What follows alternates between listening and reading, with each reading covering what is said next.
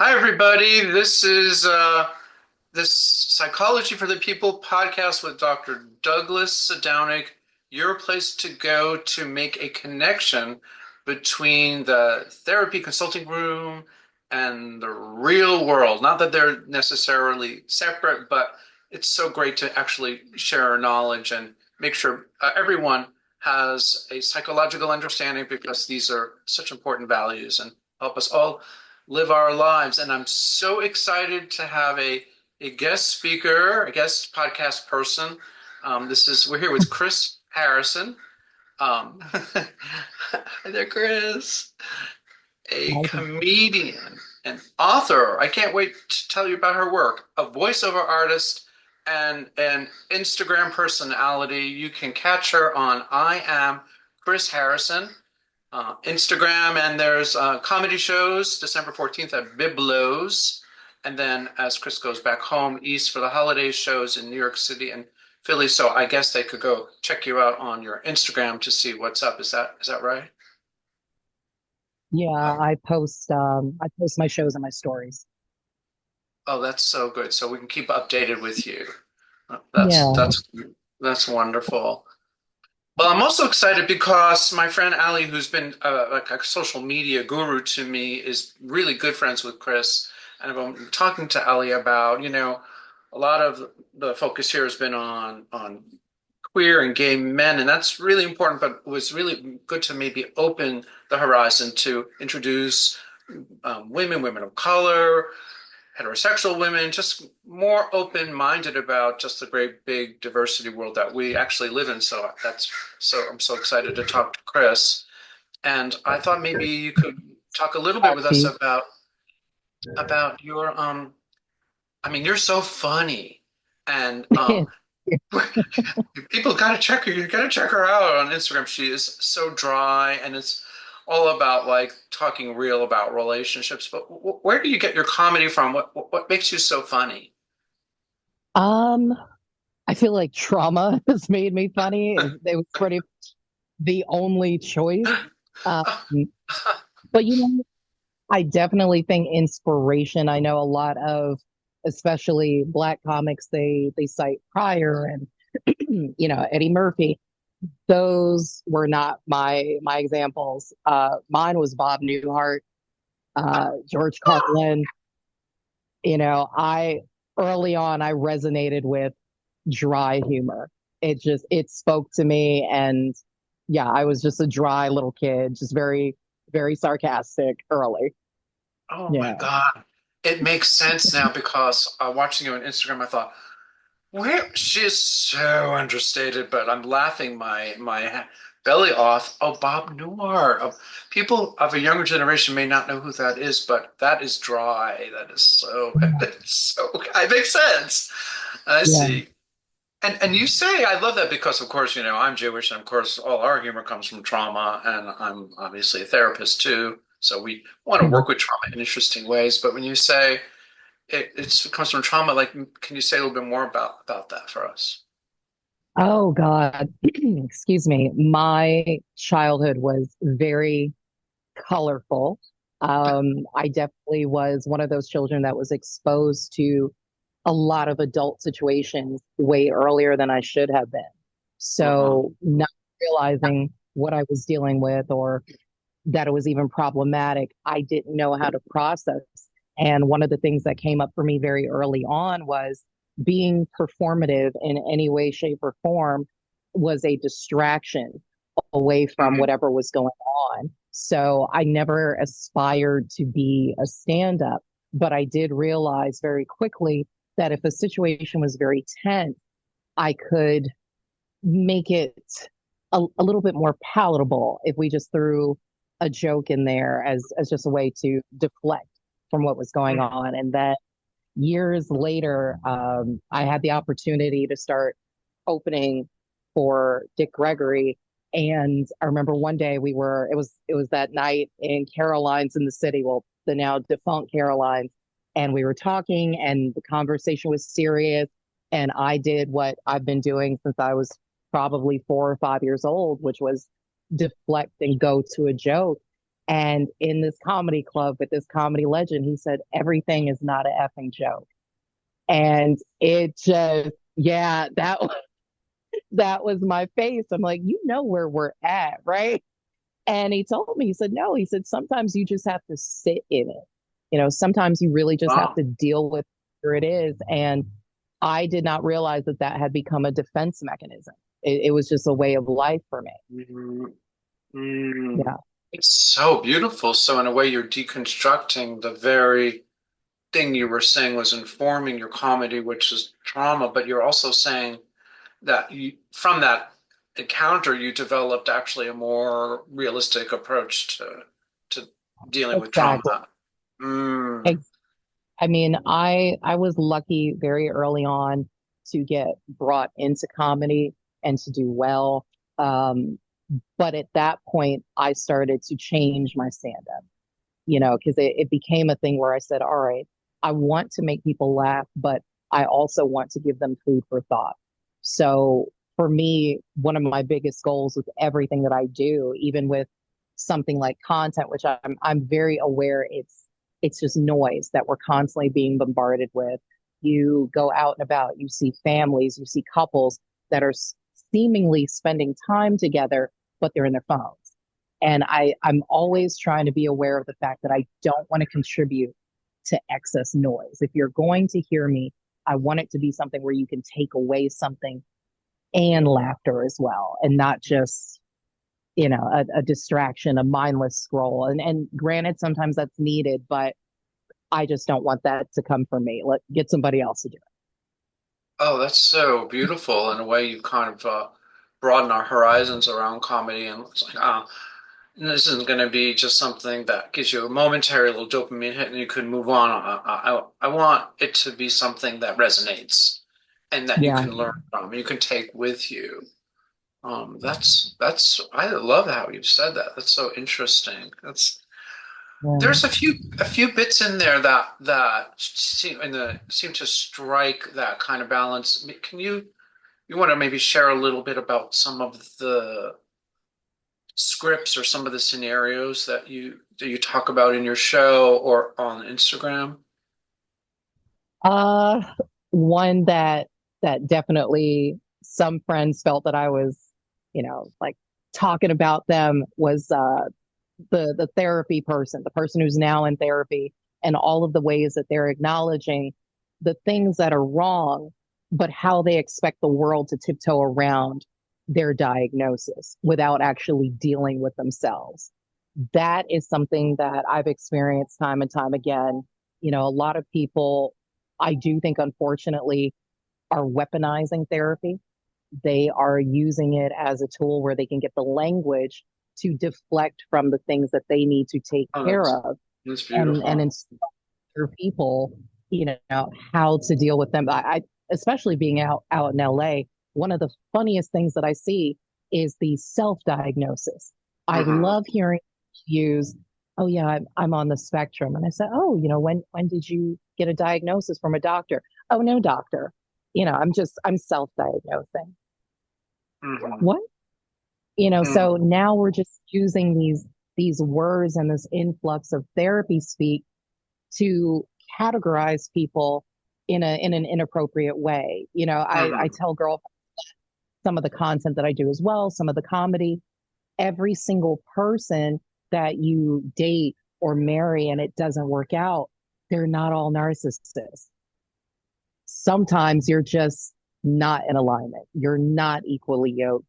Maybe, you don't like the way they chew, but it's fine. But, these labels, as much as I think therapy is a great thing, I think people need to first be honest with themselves when they start. What's your why? Are you starting therapy because you're actually willing to begin this journey to get better for yourself, for the people around you? Or are you doing it so you can Hmm. say or seem like you're trying, Hmm. but you're Hmm. really saying exactly the same? Hmm. Yeah, as a person who's a therapist, but also as an artist and an author, oh my goodness, if I have a patient come in and tell me they're codependent or they're not, I just want to pull my hair out. Like, wait, whoa. Well, my performer therapist, like, whoa. Can we talk? We're like two people here. I have my limitations, you have yours. It's actually, I don't know how it's happened, and perhaps it has to do with social media, but it's lousy therapy. And you're absolutely right. Therapy is about Yeah. um, not using euphemisms, but being more careful with the pictures we use and the information we provide to talk about ourselves. And you're absolutely spot on. I love that. And that's great for people to hear. If there's any like self-diagnosed narcissists out there, sorry, don't do Well, that anymore. it's even guys say it. Now a lot of men are taking it on like, yeah, I'm just a narcissist. And I said, well, are you a narcissist or do you not know how to communicate? Have you never Right. had an example of what it's like to have empathy for somebody else? Everything does not go back to these social media based trigger words. It's Yeah. just very unhealthy. Oh my God, that's so fantastic. I guess that's also what makes for good comedy is we're making fun of these stereotypes or these like two-dimensional ways of thinking about things. Yeah. Yeah, I think we are unfortunately in a space where, as much as we talk about authenticity and being yourself, we're not leaving space for nuance for ourselves or anyone else. And it's scary. Absolutely. I think nuance and psychology and therapy are sort of in the same boat. That's I don't know, what is it? Is a cardboard cutout or oh, don't get me started, don't get me started. I'm a professor of therapy. We teach our students to be Yeah. much more literary. Mhm. Hi, everybody. We had some technical difficulties. Zoom decided it wanted to do an immediate update while in the midst of our fabulous conversation. So we had to regroup, but we are regrouping because we can do that. And what we were talking about trigger words and therapy, and Yes. how real life and real comedy is about making fun of that kind of shit, but also Yeah. showing the more dimensionality of human experience. Yeah. I never want to be the comedian that heckles someone in the crowd because I think that's mean spirited and, people are not coming out to be made fun of. But I will shed light on my version of stupidity. And I tell people truth has this way of hitting targets that you're not even shooting at. So sometimes I might say something and it might sting a little bit, but if that's your truth, again, be able to laugh at it, but also walk away and give a little thought. Oh, is one of these themes one of the ones you make fun of, or are there some other ones that we should be on the lookout for? Oh gosh. So one of the newer bits that I've been working on, it's called Dumb Bitch Airlines. And that one has very much been interesting. But I was really afraid to do it for a while, because I kept hearing from people, you're going to lose your female audience. They're going to feel too triggered by it. And I said, but this is our reality.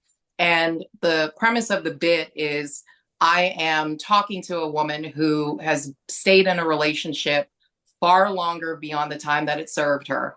And this can apply for men as well. And she says to me that the man, she's gone to hell and back with him. And I ask her, I'm like, you round trip this thing? And then I go into the bit as the stewardess as we're boarding the flight for Dumb Bitch Airlines. And I go through so many different things that we hit in these relationships, and we convince ourselves love means never leaving. If you love someone unconditionally, you stay no matter what. This is your forever person. Oh dear, And who said at that? huh? It's terrible. Yeah, at the end of it, I say, thank you for flying Dumb Bitch Airlines. we understand that you have a choice in toxic relationships and we appreciate your loyalty. That's very right, because there's some kind of crazy idea out there that you have to love somebody no matter what. And Yeah. what the heck? It's unhealthy. You've heard it for years, even in like the rap or hip hop community, the concept of being a ride or die. What does that mean? What does that mean? You're basically teaching people that if they do not put someone and their needs fully above your own, that you do not love them.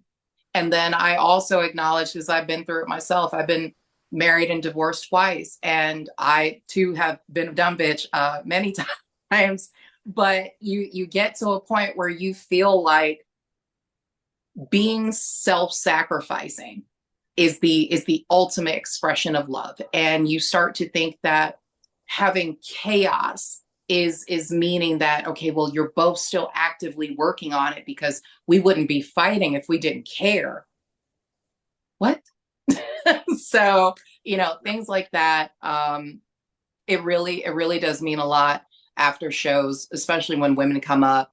And I've done that to them, especially if they're on a date with that terrible guy that they shouldn't be with. And they say, you know what?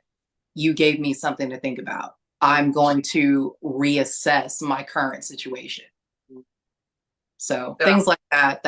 I think that's why I still do it.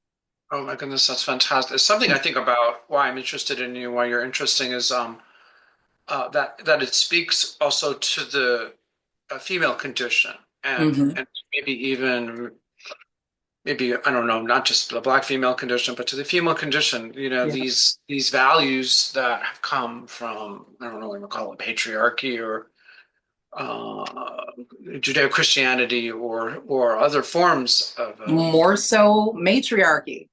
That that oh that's what I've been seeing more so than anything. I see men put women on guilt trips. Like, please, baby, baby, please don't leave me, crying in the rain with a boombox. Fine. But what I find happening more so, and it's so damaging, your mothers, your grandmothers are telling you, just stick it out, be a dutiful wife, even shaming us through scripture, talking about a woman's virtue. I know for myself, I got married the first time at 18, knowing that it was going to end very badly. But the thought process I had was, I'm going to be perceived as being less than virtuous in my sexuality if I'm not married. So marriage became this safety net for me as a woman. So I could say, all right, well, I might be a lot of other things, but I'm not a hoe.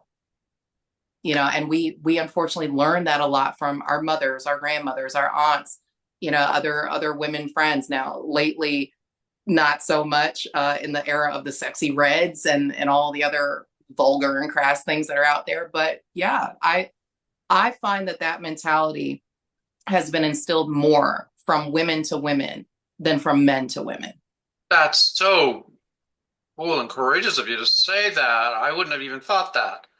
I see that it comes out of a certain kind of matriarchal preservation, seemingly caring, but almost, it can veer into toxic, as you put it, Yeah. in even abusive situations. Yeah. Yeah, that was my experience. Hmm. Even with the second one, it was clearly, I had this really interesting way of essentially winding up with the same person with pretty much the same situations, the Oh, same problems. And, I realized it was that, okay, well, this is happening again, not just because you have extremely bad luck or a fluke, you still haven't learned the lesson from the first one. That's why this same thing is coming up for you again. mhm. And I remember even my mother seeing that this person, we just did not make sense long term. And it was, make it work. Don't be mean to him. Don't be so hard on him. Mm. And, you just get trained that putting yourself last means that you know how to love and have a healthy relationship with another person. And that's just not the case. I think that's so refreshing for me because, in therapy, I'm working with men and women and the there's sometimes and I want to like where is this coming from these amazing women who are so intelligent, so together. Some Yeah, of them are graduate school, some of them are professors, and there's this almost like, oh, I gotta sacrifice everything for my man, and the, it's contradictory because they're not getting their needs met. And exactly. we had like a whole feminist movement. Obviously, there's a backlash to all of that with the new politics, which we won't discuss right now. But I see what you're saying. And I'm glad you could say it, that it comes out actually from some type of maternal. We hear it Yeah, from the mothers. yeah, Wow. yeah. I got more guilt about, or flack, whatever word you want to use, for unsuccessfully leaving marriages without children rather than the consolation of at least you were able to leave and you do not have to be forever tethered with this person.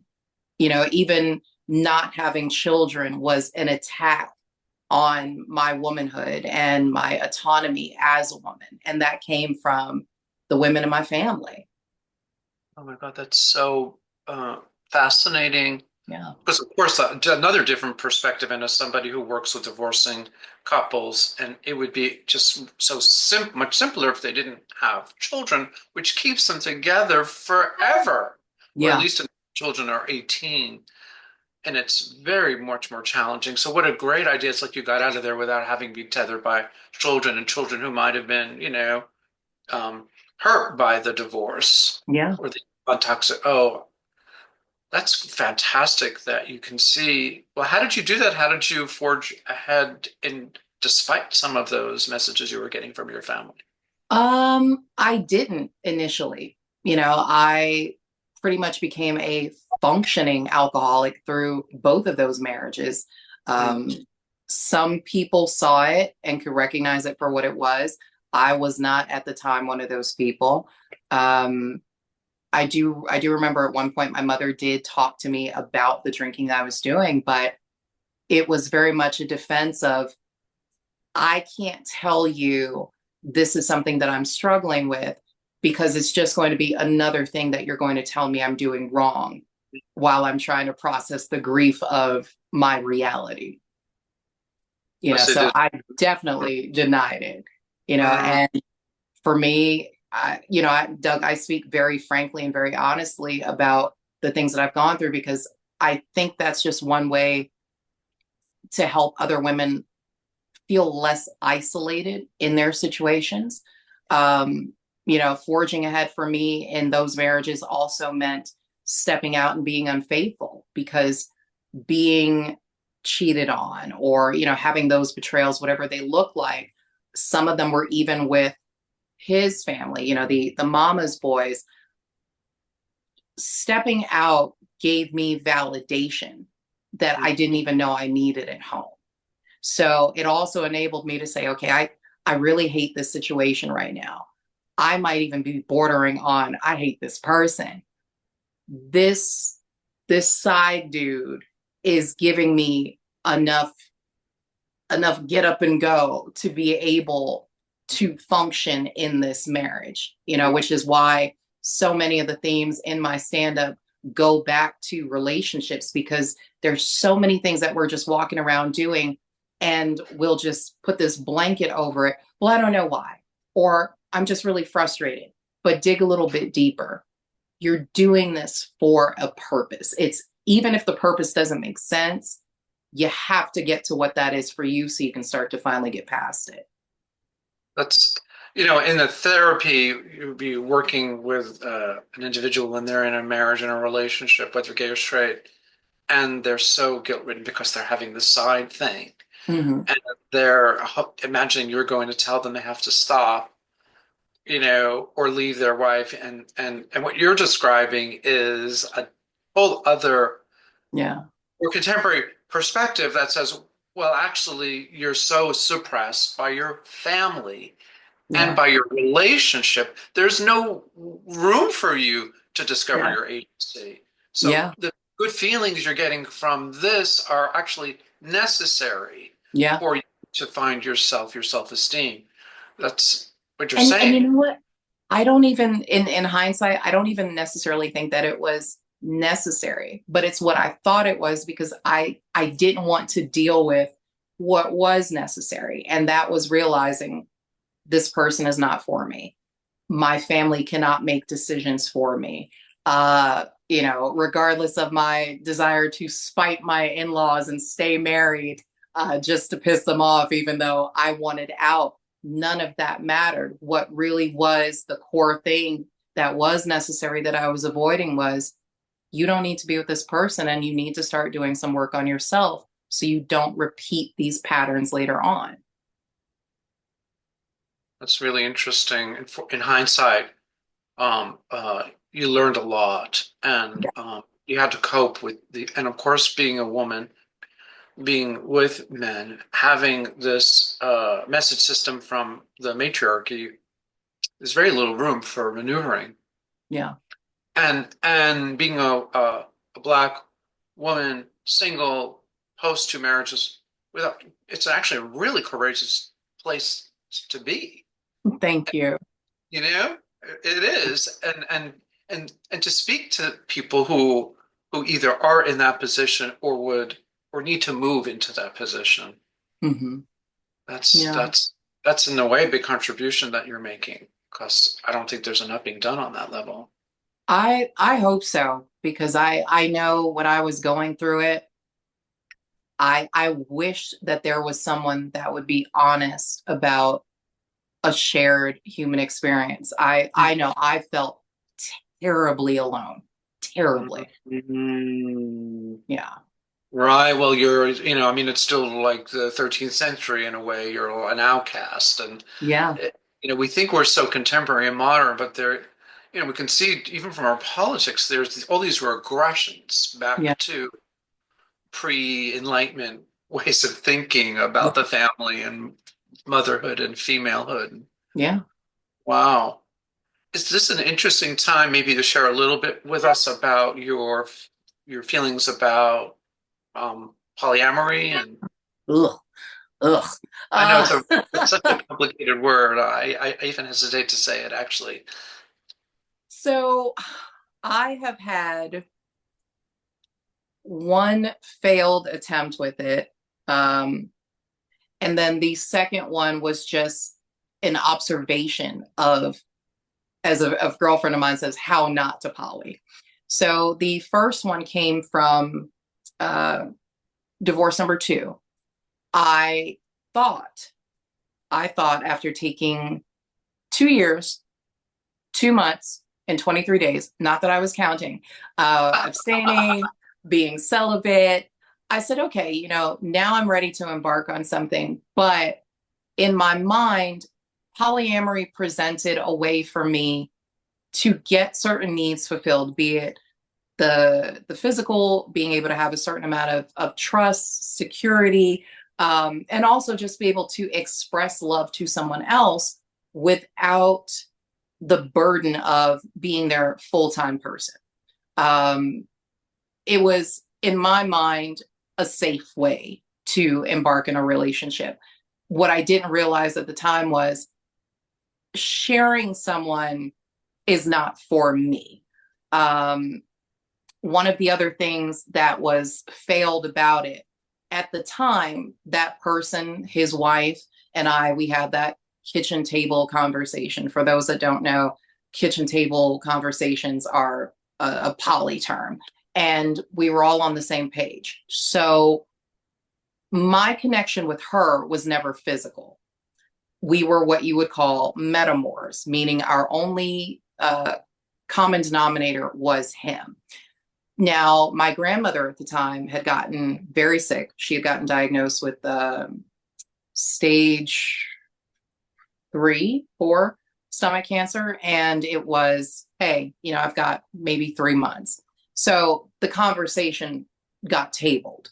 And when she passed, then we resumed it.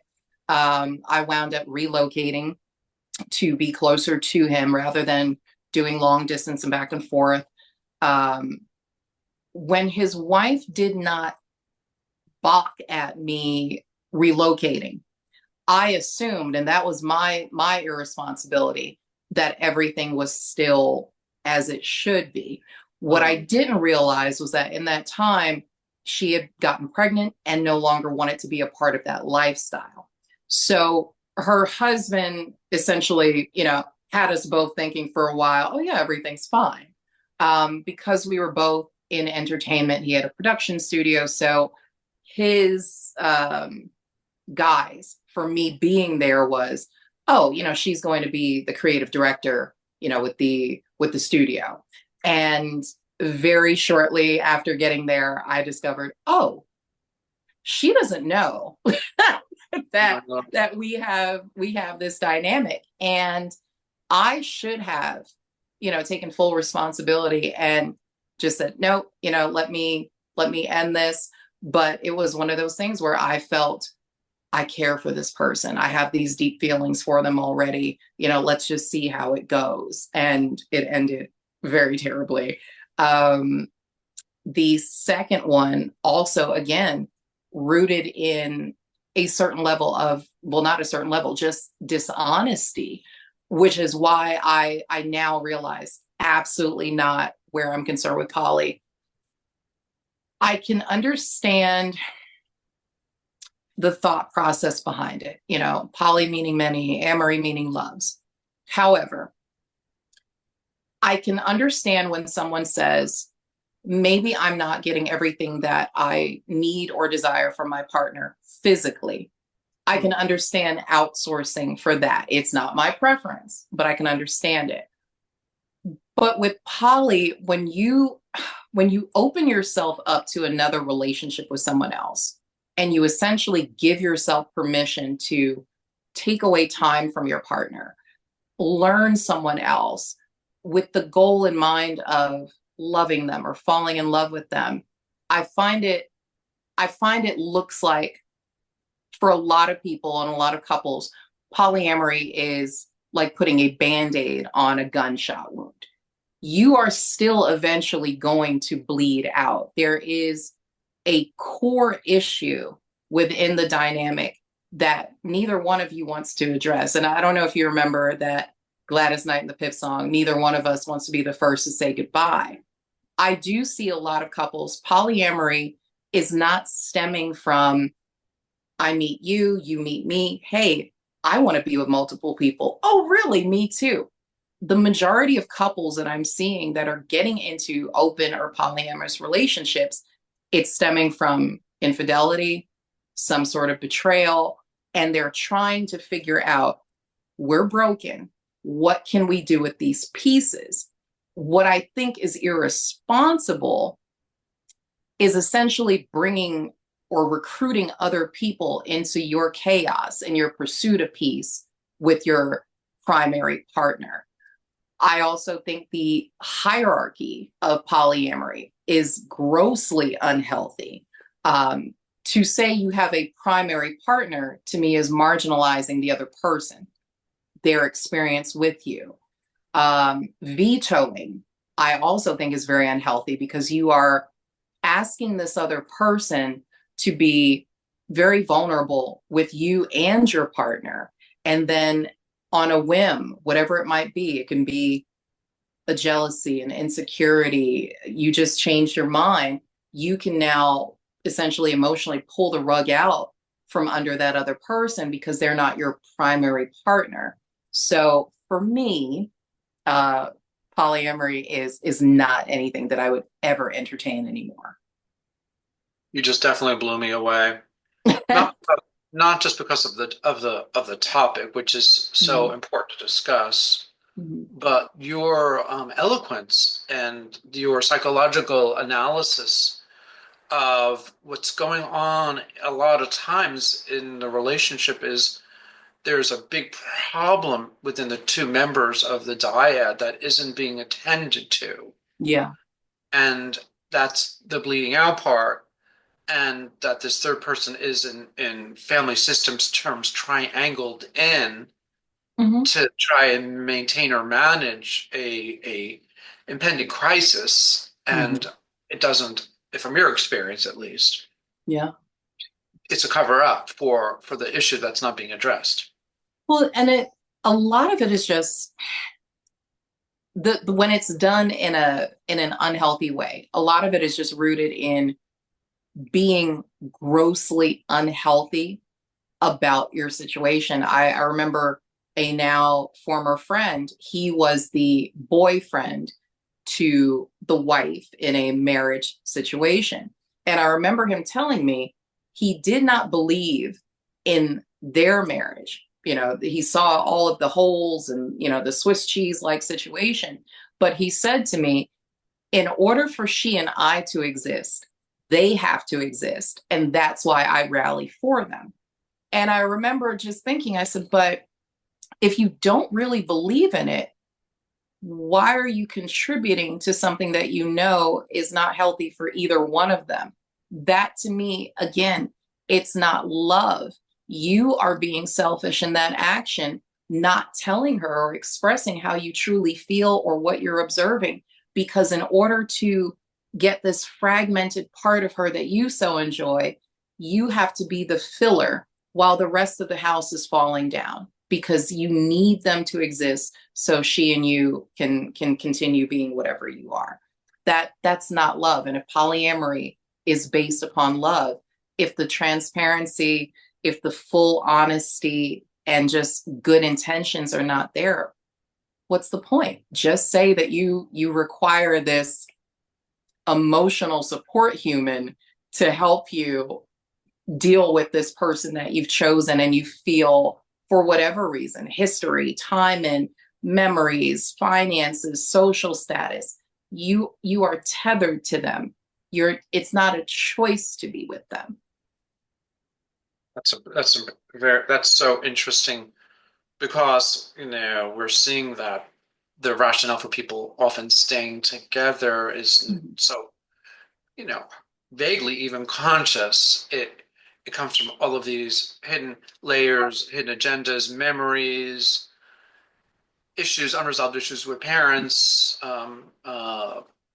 overfunctioning, underfunctioning, whatever it is, and there's not enough work done to tease that apart, so they're stuck in time. Yeah. Kind of reminds me of my mother and my father. That was a terrible marriage. We were Yeah. always saying, please leave him, please leave him. Finally, he died. And then she got a big depression. And then she found a new life. And Mhm. then she was happy for the first time in her life. Yeah. Actually, he had to die first. She had to, be in her 70s or whatever. And then you're saying, so this is a seemingly a more modern, but actually it's not modern at all. You're No. staying stuck in this relationship. Yeah, I see a lot of people that will say that they are remixing what marriage is, or, we're doing things differently. But if we go as far back as our grandparents, our great grandparents, the ways that grandpa might have had a whole family on the other side of town and grandma pretends like she doesn't know as long as she's not embarrassed by it. Mhm. He gets upset and drinks and wants to smack you because you fried the eggs too hard and you lie to everyone and say, no, I walked into a door. How is this any different? Because Mhm. you put a cute label to it and you've tried to make it fashionable. It's the Girl, same thing. If we've been this is lying good to ourselves shit. before, we're Wow. still lying to ourselves now.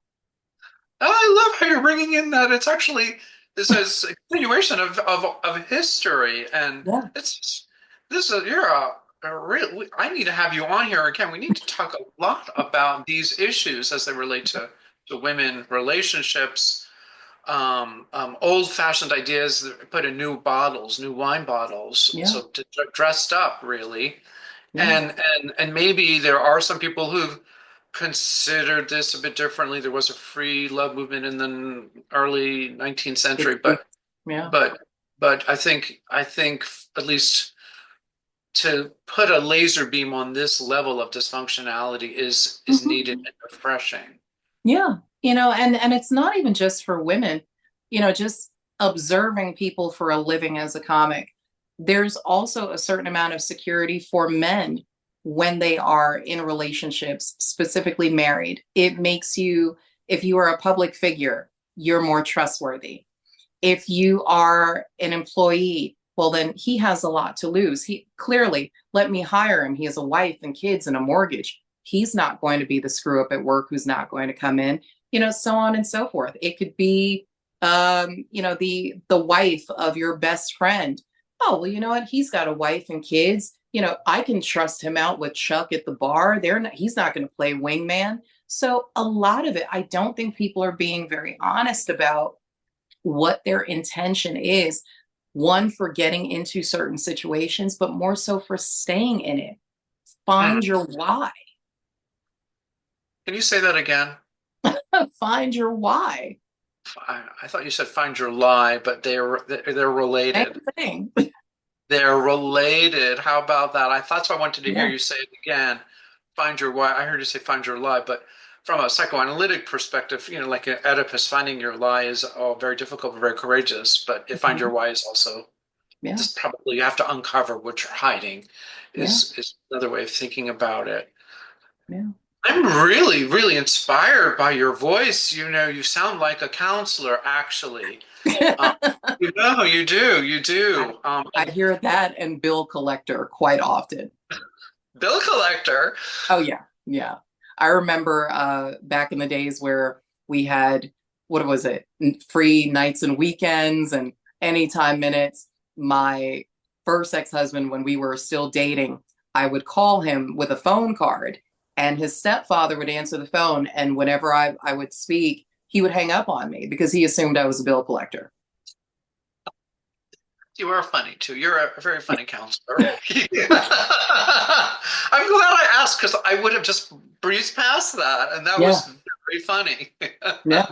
And very That man intelligent. still owes me a lot of money. It costs 50 cents every connection.